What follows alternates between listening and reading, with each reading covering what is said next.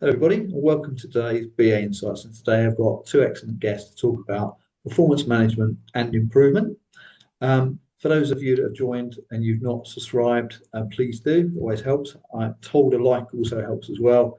And what will be really interesting, if you've got opinions to share, experience of your own as well, why not drop that in the comments so Debbie, Michelle, myself can have a look at those. But without further ado, why don't we do some introductions? And Debbie, we could start with you, please.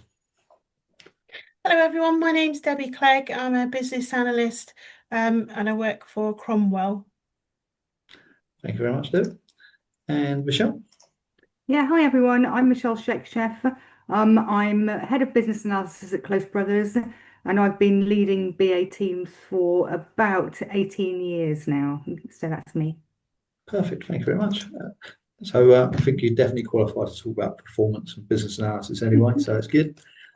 So maybe we'll start with just a general question in terms of, is it important to measure the performance of business analysts? And if so, why?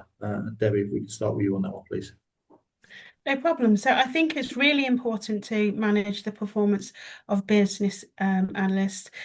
It's important from the perspective of we know kind of what the standards are that we should be hitting. We know what the expectations are for the work that we're delivering. It's important to have established tasks and goals that we can adhere to and keep us focused on what really matters within our work. And it's really important to be clear on why those things matter in terms of the work that we're delivering. Brilliant. Thank you, Debbie. And it's a very important point, of course, around the standards. So thank you. Michelle? Yeah, I mean, I think, it's a necessary evil for a lot of us, isn't it? Because many business analysts work within organizations, and within organizations, we have an annual performance review or some sort of performance review cycle. And so business analysts, along with all of our colleagues from other professions and different disciplines, actually, we're all in that kind of same boat. So we have to comply with our organization standards. And of course, BAs are expensive resources. So it's absolutely right that those resources, those colleagues are held to account, and that we have some way that we can distinguish the great people from the good people from the people who need some help. Yeah, I totally agree, Michelle. And I think without knowing all the good work that some of the BAs do and areas perhaps where others are a little bit falling short, it doesn't allow you to help the ones that could do with improvement or could do with a broader experience. And of course, if you've identified those stakeholders, those people that could do with more experience, because you'll have really good performers, there'll be a natural person perhaps to take them under their wing and show them the good practices as well. I think what you said there was spot on. I think for me, I think it's not also about, it should definitely be about micromanagement, but I guess it's about ensuring that we're helping BAs to deliver value and helping them think about what they're doing, who they're doing it for, and actually is it worthwhile and could it be improved as well. So I think that is a lens that I would tend to take when it comes to performance management and why it's important in that sense. Possibly as well, it's probably not just an opportunity to discuss if you haven't got other opportunities to figure out where the BA team, where they wish to head and individuals what they'd like to do. So you've got an opportunity to enable them to do that sort of stuff as well. I wonder, Michelle, how can performance of business analysts or even the BA team, how could that be measured? Yeah, it's a really tricky one, John, to be honest. And because within organizations, many of the performance management and performance measurement sort of frameworks or processes that we use were really designed for operational teams. And of course, business analysts are knowledge workers. So, they're not, answering a certain number of telephone calls or producing a certain number of widgets. So it's actually really difficult to quantify the performance of business analysis, but it can be done. I was lucky enough to work with the BA Manager Forum on this very topic, and I've done it twice actually. The first time, believe it or not, was over 10 years ago, because of course this is a question that vexes all business analyst managers. We're all trying to do performance reviews and we're all grappling with the same things. So the BA Manager Forum is it's like a big group therapy session, you know, where we That's right. we kind of come together. So, you know, the last time that we revisited this, we had the input of over 120 practicing BA managers to help us come up with some performance measures. So we've published a white paper. We've got a really great range of both individual and team performance measures in that. But I can give you an example of one of my favourites, and that's stakeholder surveys. So we're probably all very used to asking for feedback from our stakeholders about our business analysts, how they've done, or even on ourselves. But using a survey is a way that we can quantify that. And that makes it really useful because there are so few quantifiable measures in business analysis. So actually doing a quick stakeholder survey means that you can, I don't know, approach 3 stakeholders for each of your BAs. You can average out the scores, and then you've got something meaningful. You've got a metric that you can actually discuss with your BA. So there are a lot, that type of way is a way that you can still set a performance target and a measure, but it's meaningful for the BA. Thank you, Michelle. Debbie, what be your view? So I think for me, for the quality of my work, I like to be measured on the analysis that I'm delivering. So some of the ways that can be captured and evaluated is I work to what's called a definition of ready for my features, and I work on in e-commerce. So when I've completed kind of like a feature analysis set, I'll deliver an analysis playback because I'm imparting that information, using it as a vehicle really to share that knowledge and information to our development team who are going to be picking up that feature. So I would be kind of measured and monitored on that particular vehicle. So how am I imparting that knowledge to them? Have I covered, all of the stakeholders that I need to have spoken to? How I share my statistics and the evidence for the actual feature that I'm going to be imparting that knowledge for. So I would look to gain feedback for that particular area in terms of how I've done in my presentation, in my analysis skills, how I've shared that information, how it's landed by checking potentially with a retrospective meeting, or also asking for a kind of a peer review on that. But so there's many different ways that I can ask to be measured, but the analysis is kind of the most crucial thing for me in terms of how have I captured the correct information and how has it landed. Gotcha. Yeah, and this is a good example, I think, there, Debbie, the fact that there's not a specific number you can necessarily attribute to that. It wouldn't be fair probably to say, Debbie's captured 50 requirements in a month and Michelle's done 20, but more, being able to get some feedback from the stakeholders that you're working with, the development team, in your example, feels like a really useful way to get some feedback, whether it's good or bad, or generally when we mean bad, we just mean development points. It's generally not too bad in most cases. So I think that's quite nice. Sorry, John, just to sort of jump in again. But I think this is one of the challenges that makes setting performance measures for business analysts so difficult, is that it's so context specific. So you're absolutely right. You can't just count the number of requirements as if you would count widgets. And we've also got the sort of possibly unique situation where, all because something is good, more of it is not necessarily better with business analysis. So I can give you an example. You may, if you did something like a peer review, for example, you might say, well, actually, it's great that we've got some nice peer review comments here, because that's going to lead to a higher quality output at the end of the day. But at what point do you have too many comments that suggests that actually the quality of the document to start off with wasn't good? So, so even where something is good, more of it isn't necessarily better with business analysis. And that's one of the things that makes it so complex. Yeah. That's it. Yeah. And quite often it's almost the opposite, isn't it? Because when it comes to documentation, if you can paint a picture in a relatively small amount of words or a small document that everyone can digest, that's far more beneficial than measuring someone on the number of pages that they produced. Exactly so. Would obviously potentially be the opposite of being a good BA if you just churn out hundreds of pages that no one ever reads. Yeah, exactly. And this is where the concept of surrogation comes in, and that's where, and this is not particular to business analysts, but it's the situation that happens where an individual focuses on the measure and sort of forgets about the objective. And so when you start to quantify business analysis, as you say, number of pages, actually that's what pulls the focus, and people forget about what was the aim of the overall objective.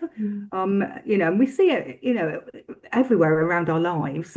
But again, for business analysis, it can drive really dysfunctional behaviors. So again, I can give you an example from a former organization that I worked in. And they had a great community of practice, but one at a time, all of the BAs came and delivered quite a dull presentation. The rest of the audience didn't seem to be particularly interested in it. And I said to one of them, why is everybody doing a presentation? And it was because they'd been given an objective to contribute to the community of practice. And the measure was, e.g., give a presentation. So all anybody did was give a presentation. Nobody made a contribution in a different way. So so again, when you're setting measures, we have to be really mindful that those measures drive behaviours. That's it. Yeah, and being flexible enough to recognise, just because someone's ticking the box, it doesn't always mean it's valuable, as you say. It really is, you say, it goes back to context, it goes back to impact, it can go back to many things. I mean, it could be solely driven by feedback from I guess your stakeholders. I think your team as well can be important. Exactly. I think for me, there's a good argument to say, look, if you've got an unsuccessful project, it's not fair to say that BA has been unsuccessful in that case. But equally, there might be times where that it would be appropriate to have some sort of improvement points for the business analyst, because maybe there was flaws in what they were doing, or the communication that they were enacting with some of the other stakeholders might be an impact.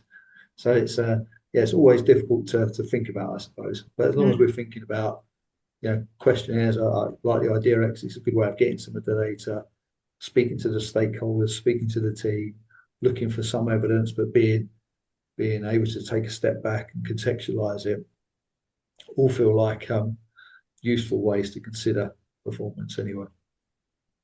I wonder, on that point, or taking that point a little bit further, if we were to choose any particular measures or KPIs or success criteria, are there any that you would recommend are worth exploring, or maybe your own organisations utilise for performance of BAs?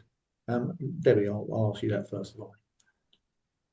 I think for me, the quality of my user stories, which is, I understand that BAs can kind of work in agile, or they can work in waterfall, producing requirements documents, but my user story writing is something specific that needs to be captured and measured, because within that acceptance criteria, again, that's the vehicle I'm handing over into development, what I want you to take away and build. So having really strong acceptance criteria and being able to explain all of the behaviors that I want my customer, my user, whether it's somebody internal within the organization, or whether it's an actual customer, that particular medium is something very strong that has to be captured from a KPI perspective.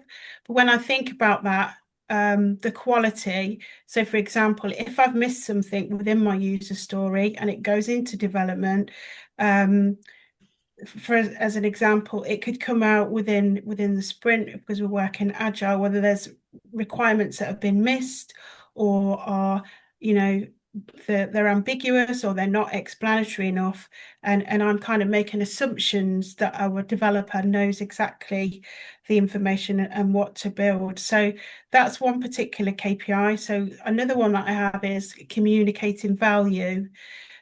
So at the back end of our sprint, when we're coming out and we've got our features, we've done our stakeholder demonstration, I'll have communicating value and sharing that update with my stakeholder, potentially doing a stakeholder demo, but also contributing to everybody's knowledge by writing release documentation. So really communicating that value of the feature that we're delivering and the value that it's going to bring to our user. An example that crops up as you were talking there, Debbie, about that example of value is, I suppose, if you're working on a process as an example, and you've done the analysis to recognise with an improvement that you've defined, there could be a reduction perhaps in the time required of a person to carry out a transaction or an inquiry, whatever it might be. If you can then measure that inquiry going in the target state or the now to be state, whatever it is actually a lot quicker than it was. That's quite tangible, isn't it? You can say, well, actually, as a result of the analysis that I've done, albeit on top of that, probably some development others have also done, we've been able to cut down the time. For sure. And we'll take a retro look back as well at the feature. So another kind of KPI would be at the 1 month stage, at the 3 month stage, at the potential 6 month stage following the release of that particular feature. We'd go back and look at the metrics. So how are our customers interacting with it? Have we received any comments? Are they coming back through different account managers, for example, or have we got any customer insights to support? Are we seeing a reduction in the time that through the processes and the steps within the customer journey? So it really helps to go back and look at those metrics and have they been realised from what we planned to what's been delivered. And that's the potential opportunity then to say, yes, perfect, it's delivered what we were asking for, or no, actually, maybe the requirement wasn't quite right, or it hasn't delivered what we were hoping, and we can look at the behaviour then to see what else can we do to make this journey more easier for the customer, thinking from a real customer's point of view, putting yourself in the shoes of that customer. Michelle? Yeah, I mean, I'm a big fan of using the balanced scorecard for business analysts because it's got that holistic view. But also, I really, I think very often with the balanced scorecard, there's a bit of a perception that you've got 4 quadrants, and so each of them is equal. Each of them is 25% of your performance rating. And of course, that isn't the case. And I like to use a sort of theory Z interpretation of it, which says, if you bring in the right people to your organization, and help them to develop, encourage their self-development, give them the right processes to work with, they're going to delight your customers, and that's going to lead to delivery. And I think the important thing with the balanced scorecard is that all roads lead to delivery, because that's the reason why we're there. So I make sure that I have objectives set in each of those quadrants.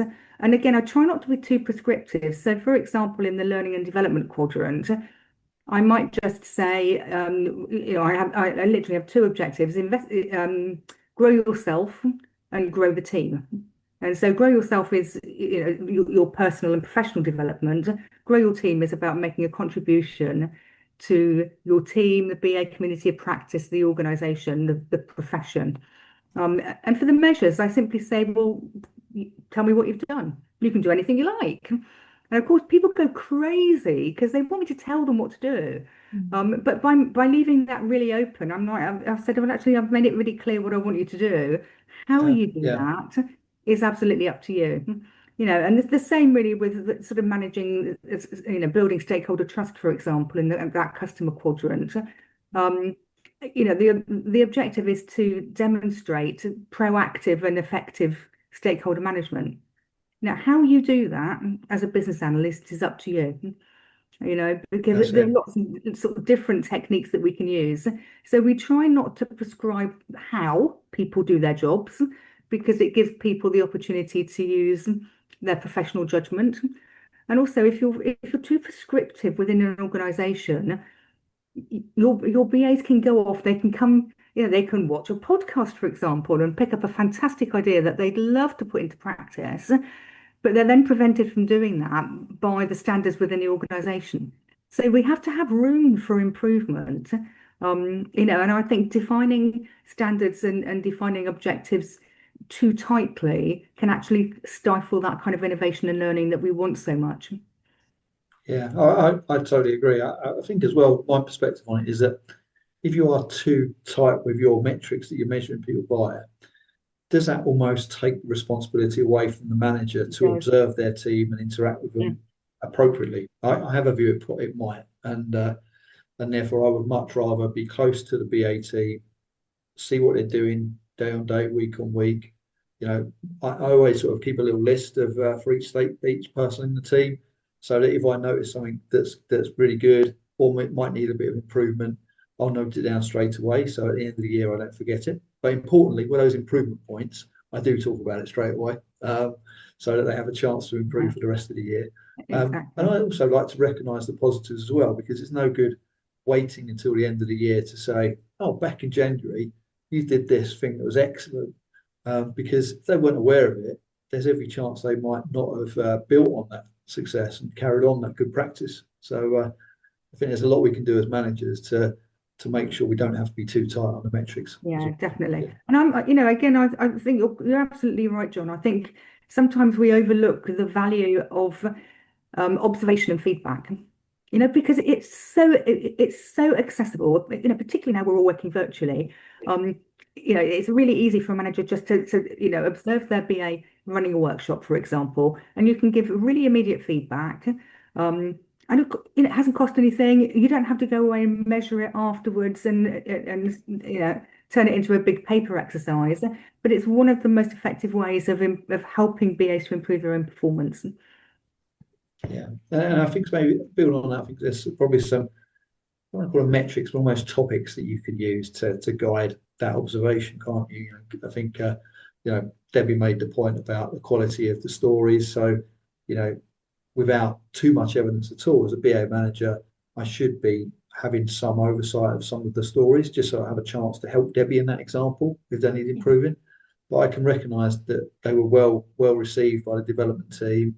That they appreciated that. And there's often some quite tangible things that will demonstrate the positive reflection of someone's output at the BA, because it's generally, you can see, around the development team, there'll be a positive, Debbie's name in that example will be really positive, and that people will be asking for Debbie to come back onto their project, So there's a number of ways, if we think about it, that we can judge how effective people are in the team.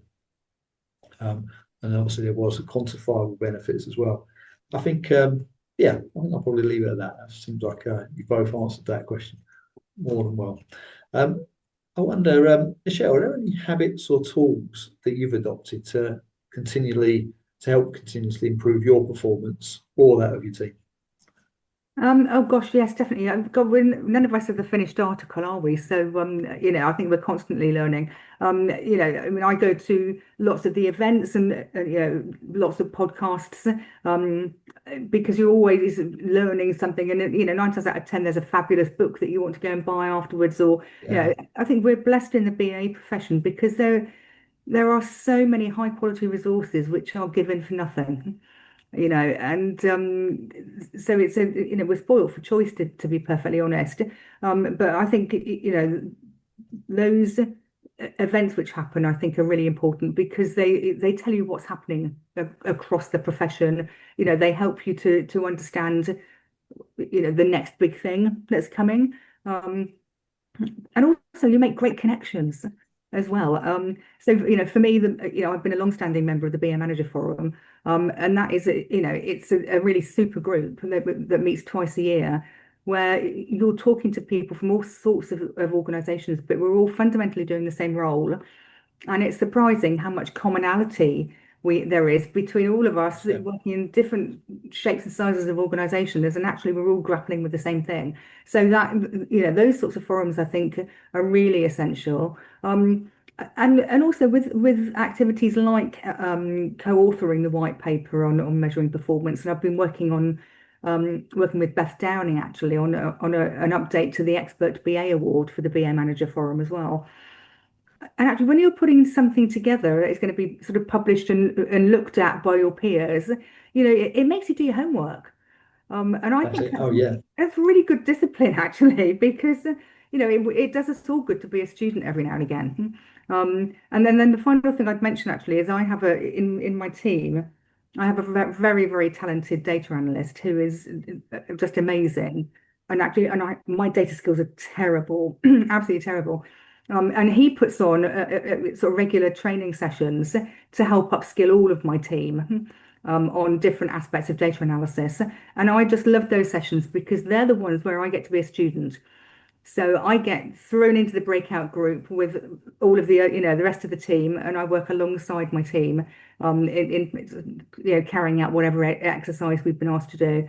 And I think that's really important as well. So even if you're leading a really big team, actually, none of us know it all, and putting yourself in a situation where you're the student, I think is a really good thing to do.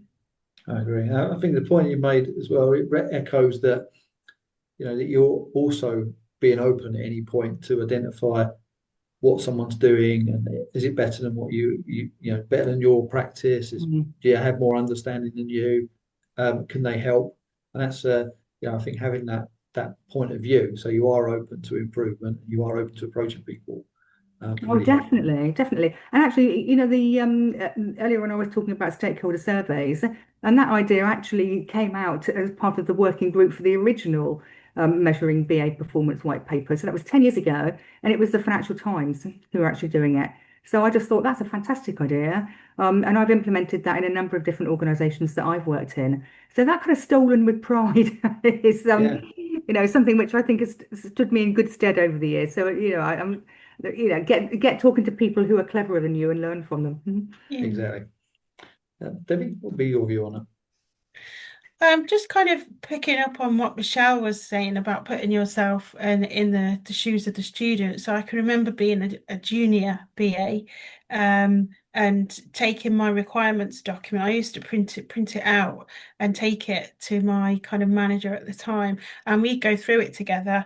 And it was like I was kind of back in that school environment, and I'd end up with loads of red pen all over the document. But actually, I mean, I used to curse at the time, but I think that is learning on the job at that time is the best teacher of all, instead of looking back retrospectively at stuff. But some of the things that I would use kind of like in my development, I've completed I'm really passionate about development and CPD, but I've used I've turned the SWOT tool around on myself, and I've looked at my strengths, my weaknesses, kind of like where there's opportunities for growth for me and development, and what the threats to some of that are.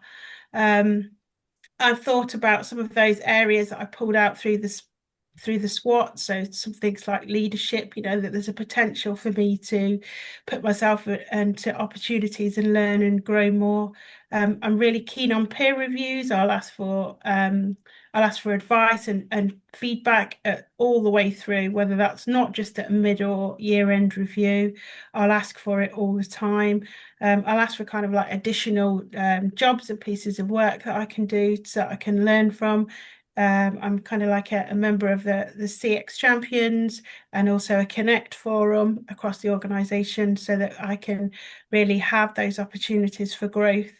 I've kind of got involved in mentoring and coaching, both for me, but also mentoring and coaching other more junior BAs, for example, as to things like process mapping. That's a really great on-the-job learning exercise. But like Michelle was saying earlier on, I'm really keen on listening to podcasts, attending lots of various business analysis trainings and offerings and webinars and all that kind of thing.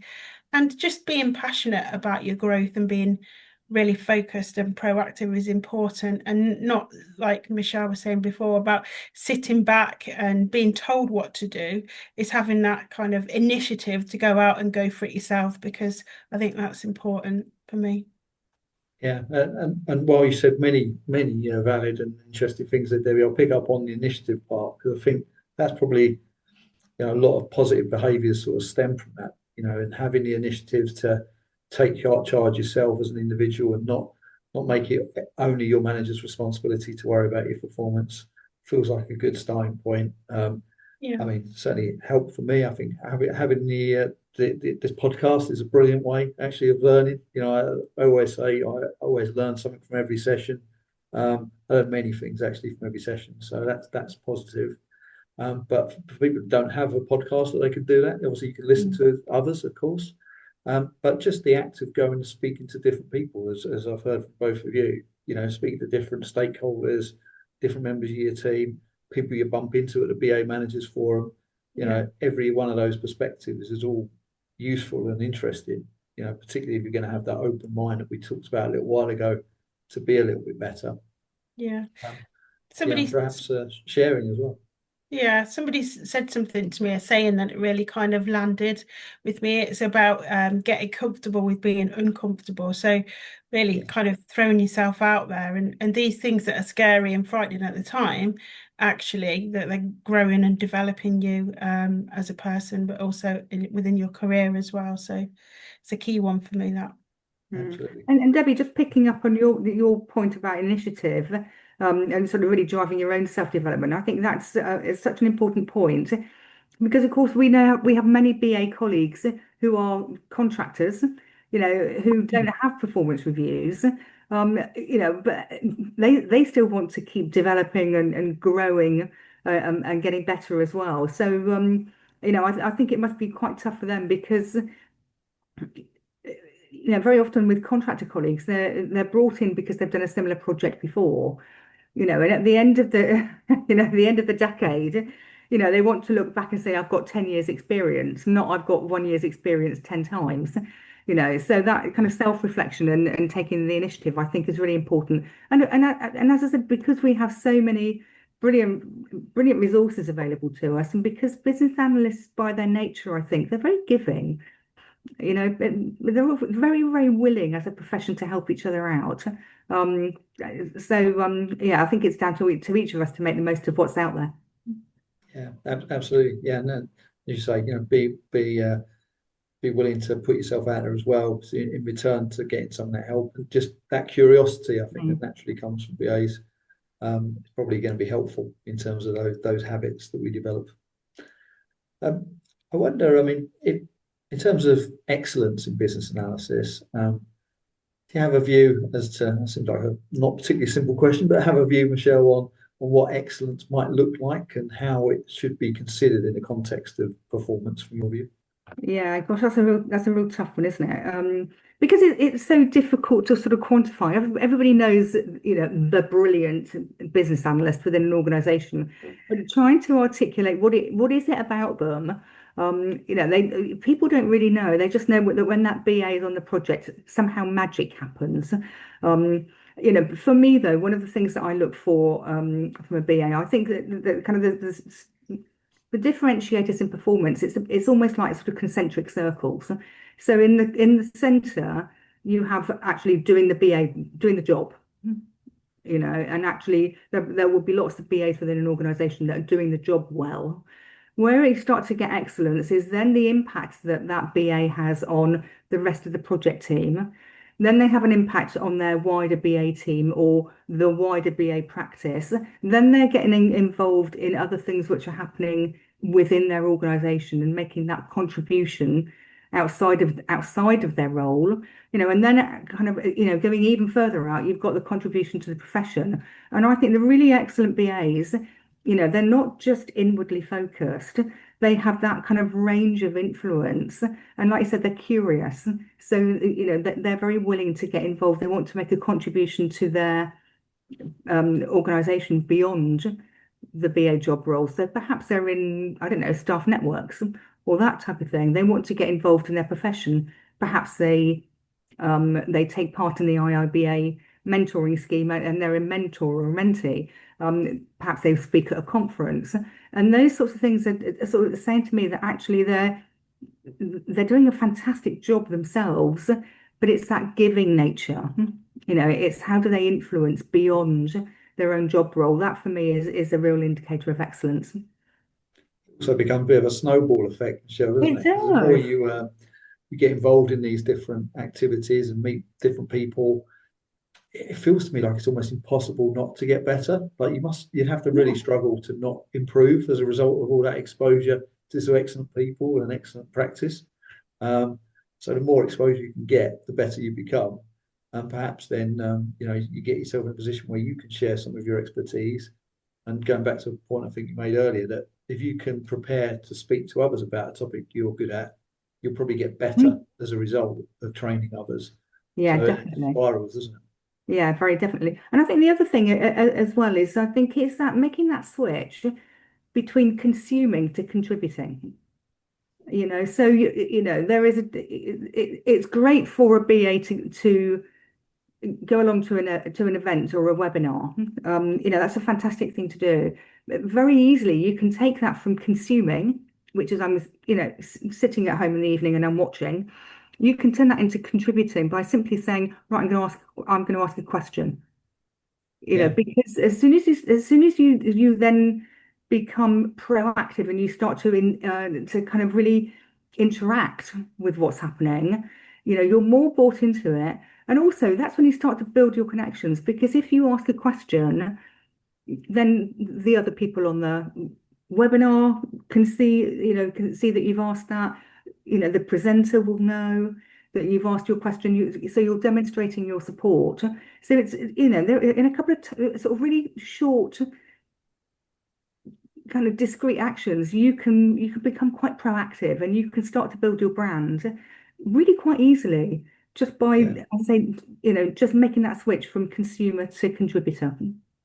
That point about asking questions as well. I think if there's always people in the room who don't ask questions, so you can always sense the relief when someone does.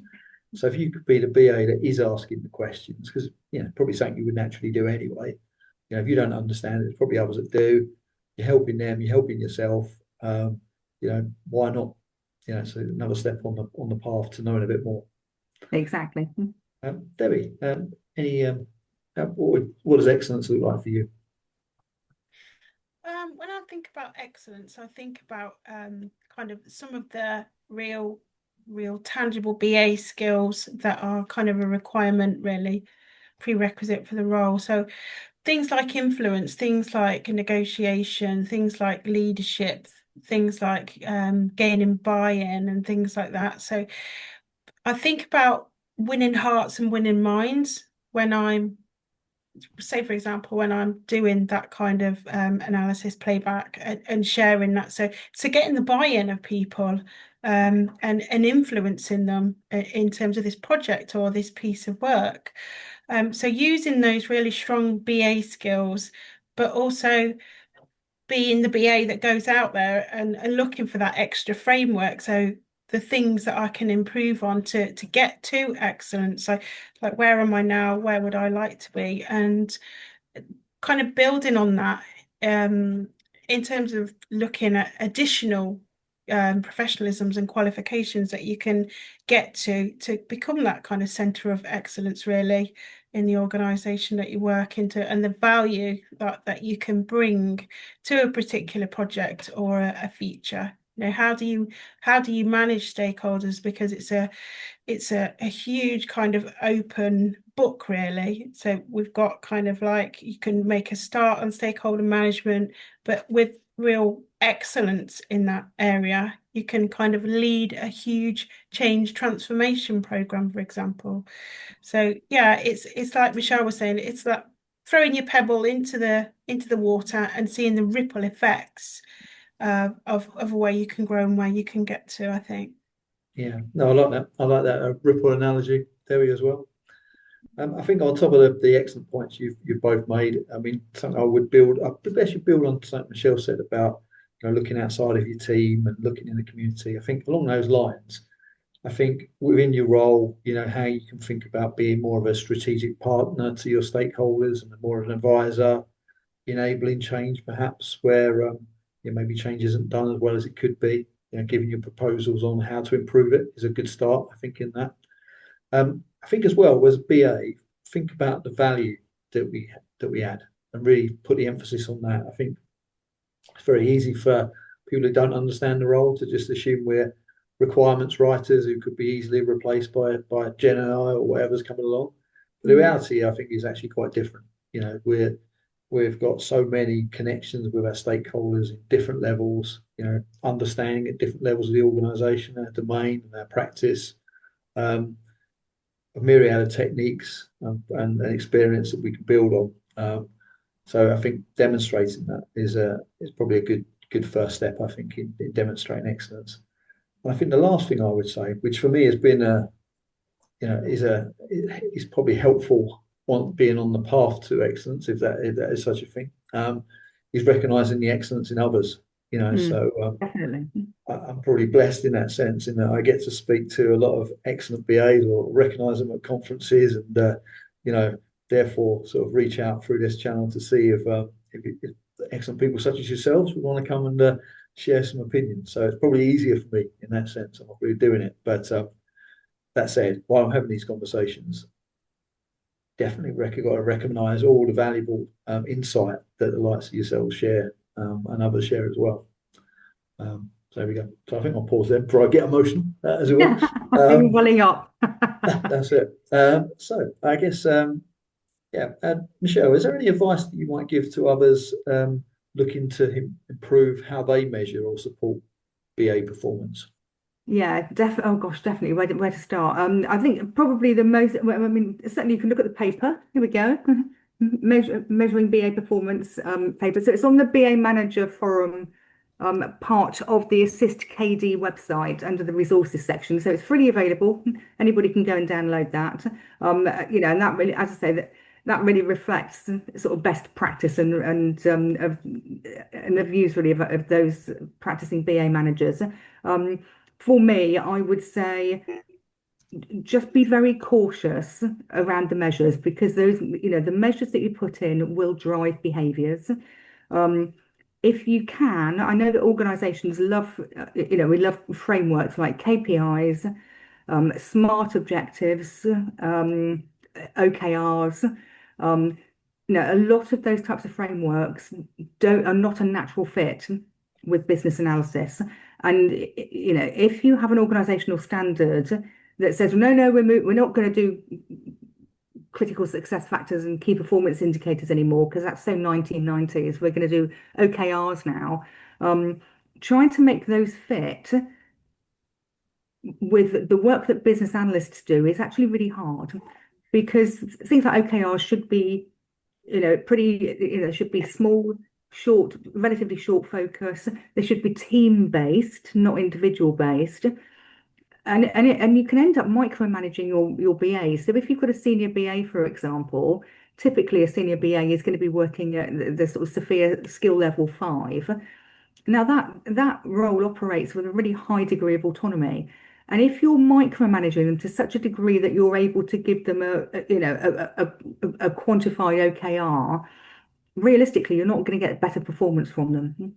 So I would just, if you can, throw a bit of common sense at it, and kind of take a step back, and before you set a performance measure, just ask yourself, actually, what am I trying to do here? Because sometimes the measures, you end up measuring stuff just because it can be measured, not because it adds value. Yeah, that's it. Yeah, that common sense is really important, isn't it? We don't want to just apply everybody with the same brush, because we're not all different. We are all different. Debbie?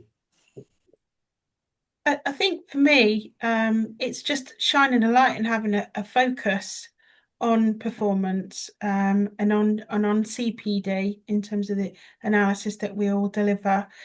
So kind of measuring it monthly, and also going back to your performance appraisal, and it not just being a thing that's looked at kind of mid-year and end year, but doing like a monthly reflection. And looking at some of those objectives, like, are they still right for me? Am I still on track? Have I been introduced to another piece of work that I'm now taking on? Do they still fit with where I'm going and my path and what I'm doing throughout the year? It's because coming back to them just at the end of the year, and when you can't remember, in terms of what you've delivered and what you've achieved throughout the year is really tricky, I think. So just that focus and just shine that light and make sure it's a continual improvement piece for your business analysis function within your organisation. Yeah, I would agree. I think build on that. I think just reinforcing the benefit of collaborating with your colleagues and peers and getting their insight, and not being afraid to innovate as well, even if that innovation takes you outside the current performance measures, because that can inform better performance measures as well. I think would be something I'd encourage.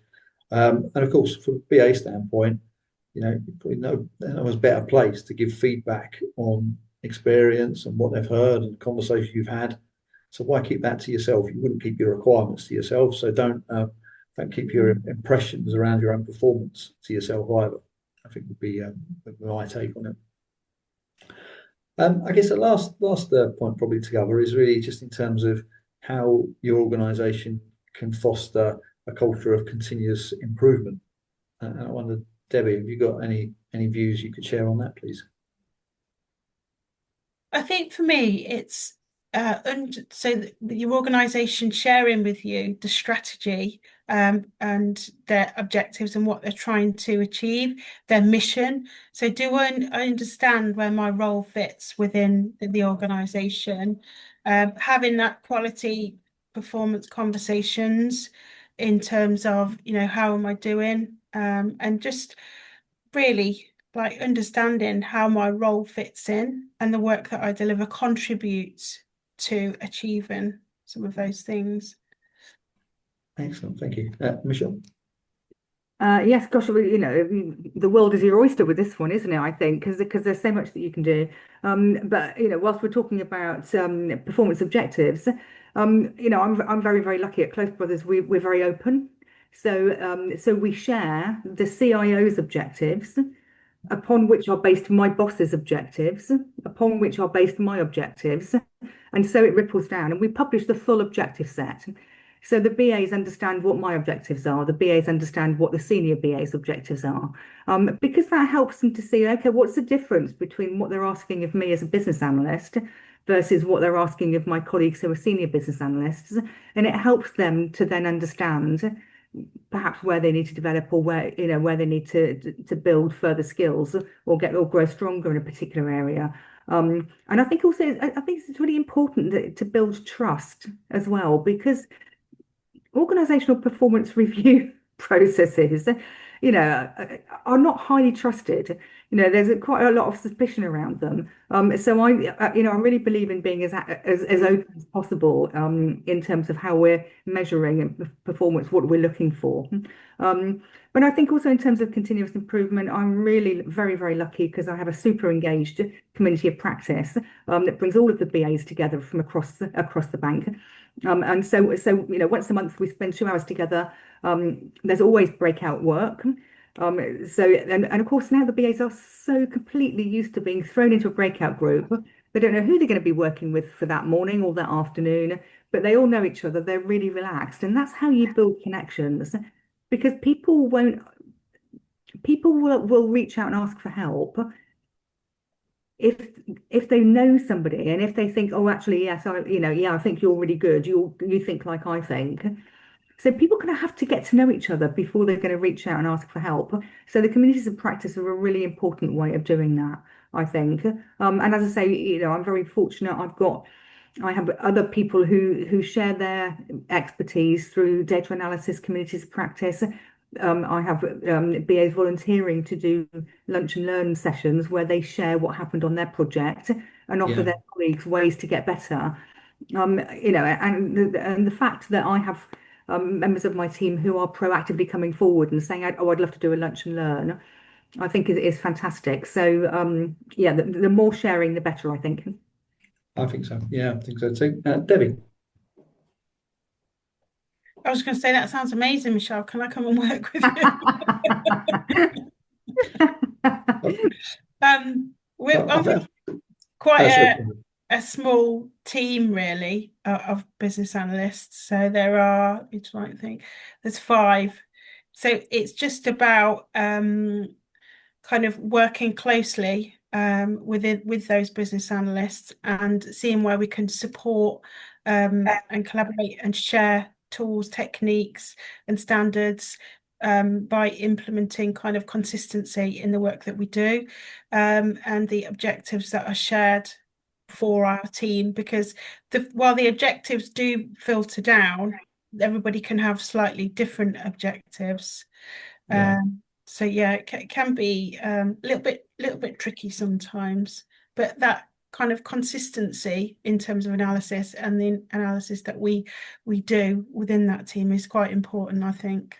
I think so. Yeah, I think building on that, I mean, certainly at Capco, there's a lot of collaboration between not just the BAs, but the wider consulting team as well. You know, if anyone's got any questions, there's lots of channels to ask the questions, people to volunteer to help. So I think, you know, having openness and being able to help and be able to ask the question, the collaborative nature of the organisation anyway. So I think that can help. Yeah, I think other than that, I think just promoting some of that knowledge sharing and good practice. You know, not being afraid to recognise when others have done something that's particularly valuable or effective, and recommending that they, if you can't do it on their behalf, share, you know, the positive outcomes that's had as well, because I think that will definitely be well appreciated from the person that was you know, contributing in this place. Yeah. I feel like we've definitely covered the topic today of performance review and improvement. So what we have to be said is to thank you for the session and your insight. Really, so thank you. Yeah, thank you both for Thanks for attending. having us. We've really enjoyed it. Thank you very much. I've enjoyed it. And thank you for everybody that's been watching today. So thank you.